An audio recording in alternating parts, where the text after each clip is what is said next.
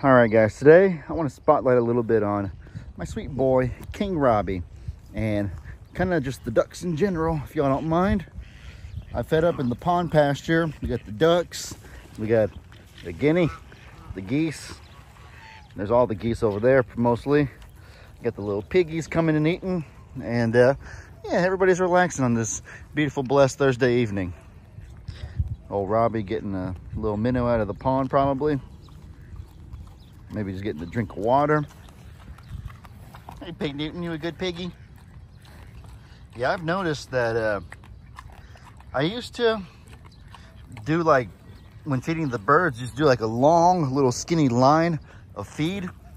If you remember, the cracked corn, the mealworms, whatever it is, just do like a long, maybe even 100-foot lines from there all the way over here, just a big old line.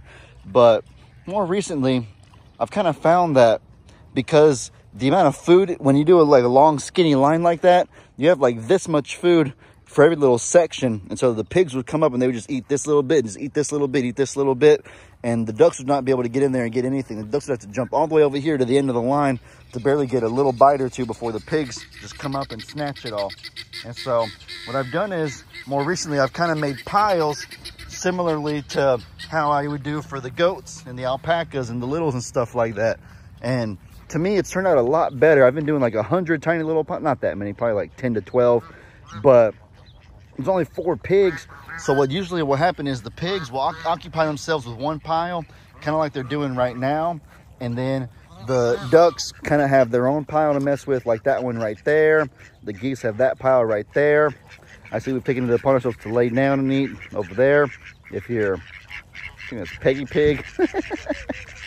The guineas, they're sitting there occupying themselves with a pile over there. I poured 2 big old piles in those troughs, but the geese have hijacked and taken that over. And so, long story short, there's King Robbie right there with his own pile. Long story short, I found it much more effective to do little piles than a straight line like a lot of people do with their birds. I don't know if that's just the way that we do it here, but that's just the dynamic that I found, because otherwise they will sit there and have their food all hijacked by the pigs, if that makes any sense. And I want my little duckies to be able to eat and enjoy themselves too.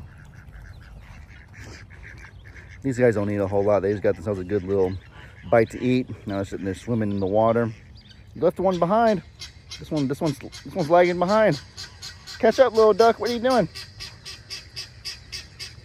Oh, look at all the ducks right here, guys. Wow. It's a lot of little duckies. They all don't have names. Honestly, I don't even know how long these have been here, these brown ones. I'm gonna stop talking. I just want to hear them talk. I love the way they talk and make those little noises.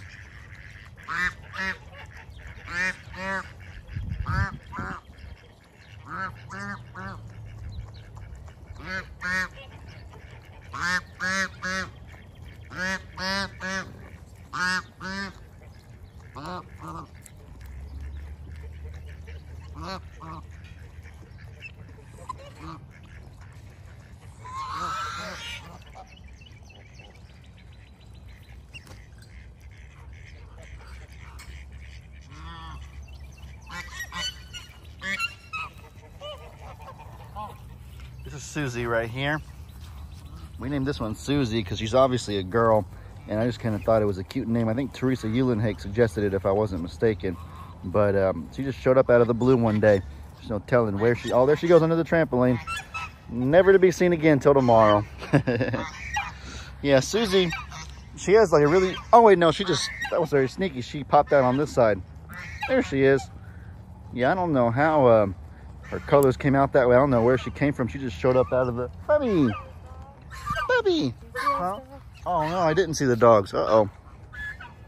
There is dogs over there. I didn't even notice that. You gotta be careful with that. Gonna keep my eye out on those guys. See, they know they're not supposed to be here. Yeah, we are prepared. We are prepared to protect our babies. For any of you that are wondering. Oh, Susie. Yeah, I don't know where she came from. She just showed up out of the blue one day, as I was saying. But she's here, and she's been around for a month or two. She's a beautiful little duck. I love watching her. She's funny little mannerisms, beautiful color. Look at that white and that brown. I've never seen a duck with that color before. She's a little sweetie pie. She eats like she's getting electrocuted. I think all ducks eat like that. They eat like they're getting shocked. Look at her eat. Isn't that so silly?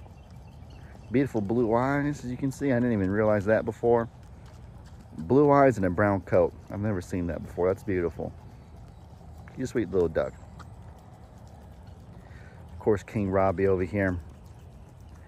I've told the story about him many times, but for any of you that might be wondering, me and Meg went to Random Okie Farms in Oklahoma to meet our friend Marie and her family. They were all really nice. They were great hosts.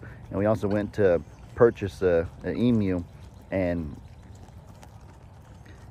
Meg ended up picking Ziggy while we were there. And Ziggy's been, you know, just the biggest bundle of joy for us. But when we were there, I saw this little duck. She had a lot of ducks, but I saw that one and I was like, oh my goodness, look at the colors on that one. It's like kind of like our Muscovies or our Muscovies, I think, but it has like white, black, but you see a tint of gray on the back. Let me get up higher so you can really see. Yeah, look at the gray, especially on this left side. I've never seen that light grayish color on a duck before. Thought it was so cool, so adorable. And Marie goes, you can have it if you want. And because I had said like, well, how much for that duck? Because we had already paid for Ziggy. I was like, how much for that duck right there too, on top of it, as a joke. And she's like, oh, you can have it. And then I was like, no, I was just kidding. I know that I don't want to take any of your babies. And Marie goes, no, like, you know, we love our ducks and stuff like that, but if we trust who we're giving him to, and we know that he'll have a good home over there, I've seen y'all's videos and stuff, I know he would be so loved and be so happy over there, then you can have him if you want him. And it was just so thoughtful, and I was like, oh my goodness, I would love to have him. He's a little sweet ducky. And so him and Ziggy rode in a crate together all the way from Oklahoma back home. They got along really good, and the rest is history. And then we had our farriers come. He didn't have a name yet. Our farriers came out like a week after we brought him here, and they have like 2 little daughters. And so the little girls were looking at him. I was like, all right, ladies, what do y'all want to name this guy? I let them throw out a name idea, and I went and did feed up for like 10 minutes, and I came back to, you know, give them time to formulate an idea. And they go, we're gonna name him King Robbie. And I was like, what, King Robbie? Kind of sounded a little silly at first, but then the more I thought about it, I was like, you know, why not? Not the worst idea. Not the worst idea in the world. So we went with King Robbie, just Robbie for short. You eating good food, Tiny Timmy? Look at Tiny Timmy's diet. Look at that. His belly don't even hang to the ground anymore. You can see a slight gap between his belly and the ground. I love it. He's a good boy. All right, guys. Well, with all that said, I hope y'all enjoyed. Y'all be sure to let me know in the comments what kind of stuff you guys want to see. I hope you all have an incredibly blessed day. And as I always say, your boy Ellie out.